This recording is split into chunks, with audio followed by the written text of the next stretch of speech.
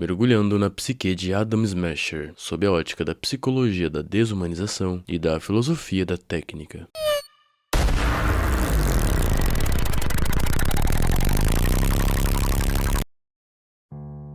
A lenda que Night City sussurra. Ninguém entra em uma sala com Adam Smasher e sai do mesmo jeito. Esse é o tipo de frase que circula pelas ruas de Night City. Quase um mito urbano. Mas no caso dele, não é um mito, é um fato. Um corpo quase inteiramente sintético, construído e mantido pela Arasaka, a maior corporação do mundo, usado para resolver os problemas que a diplomacia não resolve. Para quem cresceu com medo, como David Martinez, Smasher não é um monstro, mas sim é a prova viva de que existe um jeito de nunca mais sentir medo de novo. E é aqui que ninguém para pra pensar. Mas a pergunta mais interessante não é o que Adam Smasher faz, mas sim é o que ele deixou de ser para conseguir fazer isso. E essa pergunta começa muito antes de qualquer implante. O corpo como fronteira. Existe um paradoxo filosófico antigo, atribuído ao historiador grego Plutarco, conhecido como o navio de Teseu. E sim, eu tenho certeza que você já ouviu falar sobre o navio de Teseu, mas se você nunca escutou sobre, é o seguinte: se você troca uma por uma das tábuas de um navio, até que por fim todas as tábuas do navio tenham sido trocadas, no fim de tudo ele ainda vai ser o mesmo navio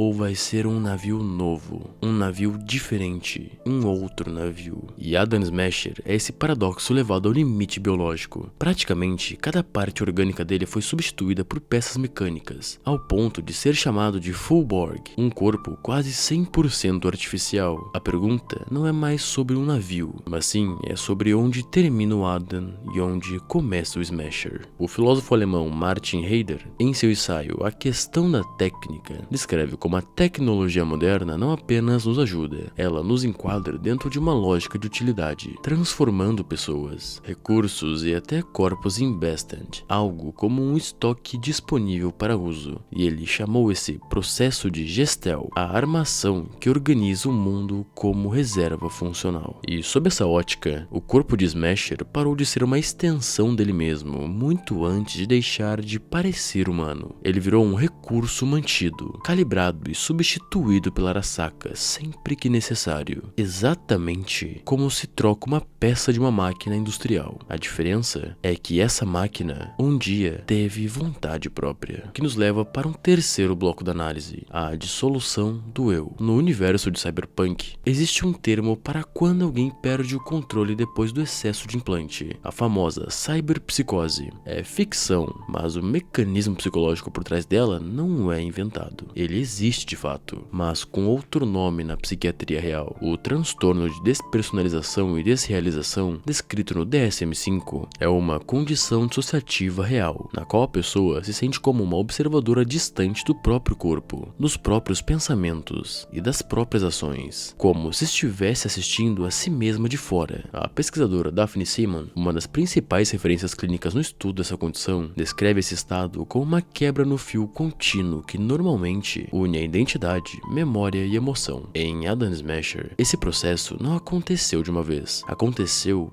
peça por peça, cada implante substituindo um pouco mais do que era biológico, e junto com ele, um pouco mais da testemunha interna que transforma um ato em algo que sentimos como nosso. Existe ainda um segundo conceito que ajuda a entender isso. O psiquiatra americano Robert J. Lifton, ao estudar médicos nazis que trabalhavam em campos de extermínio durante o dia e voltavam para suas famílias à noite, descreveu um mecanismo psicológico que chamou de doubling, o desdobramento do eu. A mente cria uma segunda identidade funcional, capaz de operar dentro de uma situação extrema de violência, mantendo a primeira identidade relativamente protegida daquilo. Smasher executa ordens extremas para Arasaka e volta, sem nenhuma culpa aparente, sem hesitação visível, não porque ele não sinta nada por natureza, mas porque a parte dele que executa a violência se tornou funcionalmente separada de qualquer resto de identidade que ainda exista por trás do metal, o que nos nos leva pro quarto bloco, a arma da Arasaka. Smasher não é escrito como um vilão movido por ódio pessoal. Ele na verdade é escrito como algo muito mais perturbador. Ele é eficiente, ele cumpre ordens,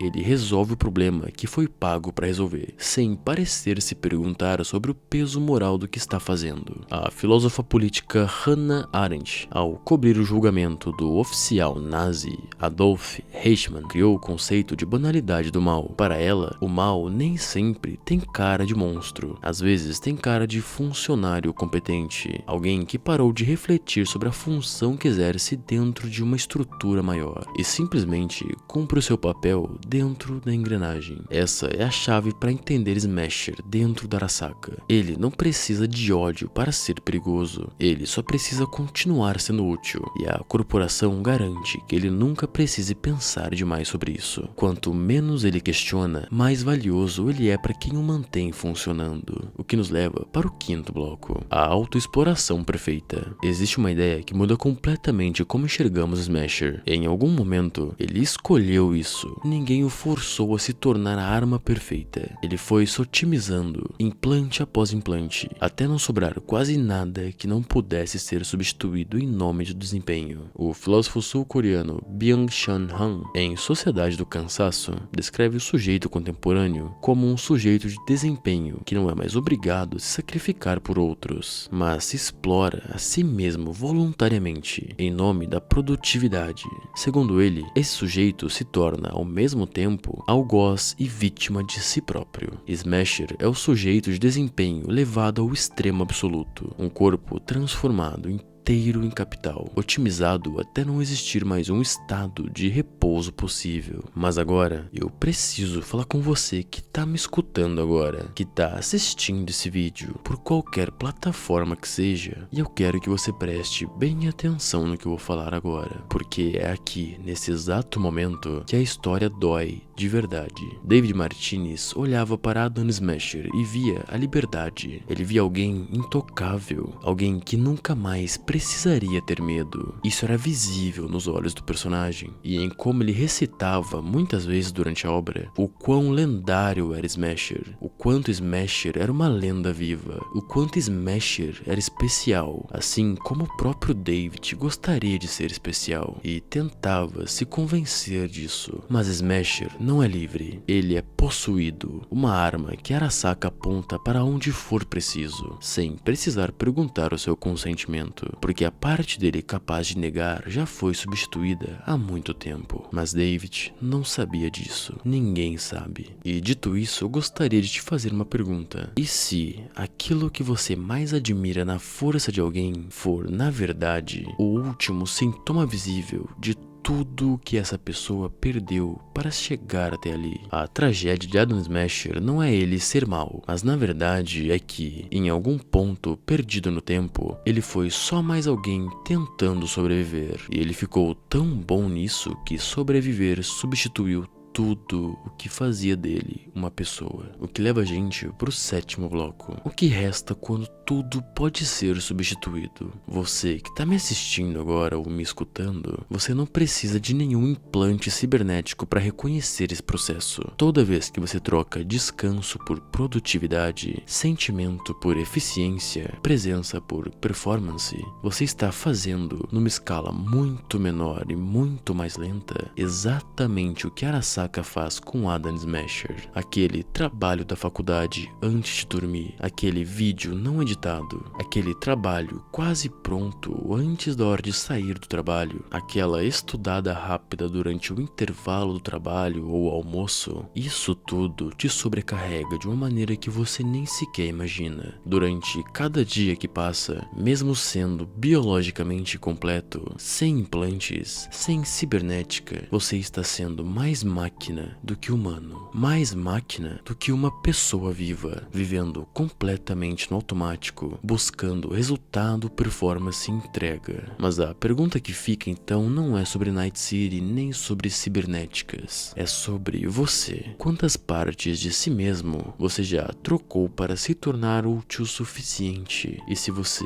continuar trocando, você ainda vai conseguir reconhecer o que sobrou? A vida é só um momento. Todos os dias são importantes. A sua saúde vale mais do que qualquer trabalho, para você e para quem te ama. Então, por favor, não se cobre demais. O dia só tem 24 horas. Por mais injusto que isso possa ser, por mais triste que pareça, por mais difícil que seja, mas a gente precisa trabalhar com essa realidade. A gente precisa encaixar as coisas no tempo certo. Se esforçar demais, nem sempre vai te trazer resultados melhores. Então, se eu posso pedir algo pra vocês aqui, é que sejam mais Adam e menos Smasher. Esse foi o 17º vídeo aqui do meu canal. Se esse vídeo foi de grande valia pra ti, eu peço que me siga e curta meu trabalho. Deixa um comentário aqui embaixo sobre o que você achou do que eu falei hoje, sobre o que você acha de Cyberpunk e o que você acha sobre o Adam Smasher. Se você está me escutando até agora, eu gostaria de te pedir um favor, que você passe pelo link da bio e confira todos os meus canais de comunicação. Eu preciso da sua ajuda mais do que nunca, em todas as plataformas. Desde já, um muito obrigado a todos vocês. A gente vem crescendo muito como comunidade e conquistando muita coisa juntos. Mas por hoje, era isso. Muito obrigado para quem assistiu o vídeo até aqui. Eu espero do fundo do meu coração que vocês tenham gostado do vídeo e que ele tenha de alguma forma te ajudado. Então, até um próximo vídeo e seja mais humano do que máquina.